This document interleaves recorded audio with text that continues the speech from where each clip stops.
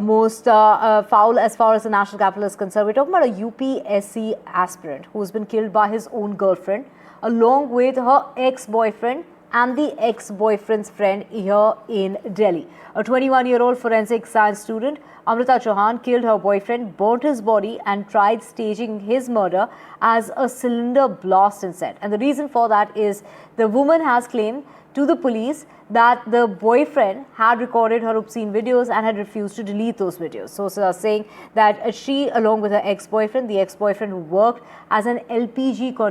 distributor, opened a gas cylinder's valve and set it on fire, causing an explosion. And the cops are saying that it was the girl, Amrita, who used her knowledge in order to fabricate the crime scene. ये 6 अक्टूबर को एक हमारे पास तिमारपुर थाने में morning में fire accident की call आती है कि ब्लास्ट होके एक फ्लैट है उसके अंदर आग लग गई है और जो उसमें रहता है उसकी डेथ हो गई है। इनिशियली हम लोग जब वहाँ पे पहुँचे तो एज एन फायर एक्सीडेंट हमने इसकी तफ्तीश स्टार्ट करी और दौरान तफ्तीश ही जब सारे जो सीन ऑफ क्राइम था, जो चीज़ें थी, जो एक्सटेंट और मैनर ऑफ बर्न था,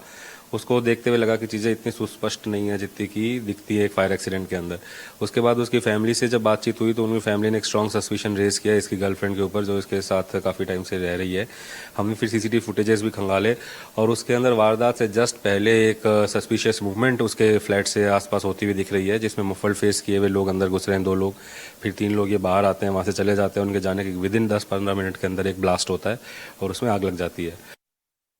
दिल्ली के गांधी विहार में ये वही घर है जहां 5 और 6 अक्टूबर की रात अमृता चौहान अपने 2 साथियों सुमित कश्यप और संदीप कुमार को लेकर आई थी। यहां पर आने के बाद तीनों ने मिलकर सबसे पहले रामकेश मीना की इसी कमरे के अंदर पिटाई की और पिटाई करने के बाद उसका गला घोंट दिया, जिससे उसकी मौत हो गई। इसके बाद इस पूरे हत्याकांड को एक हादसा दिखाने के लिए जो सुमित कश्यप था, जो कि मुरादाबाद में एलपीजी का डिस्ट्रीब्यूटर है, उसने एक सिलेंडर जो यहाँ पर रखा था किचन में, यहाँ से सिलेंडर निकाला, उसकी नॉब को खोला और उसमें कुछ इस तरह से आग लगाई कि काफ़ी देर बाद उस सिलेंडर में ब्लास्ट हुआ और ब्लास्ट होते ही जो रामकेश मीना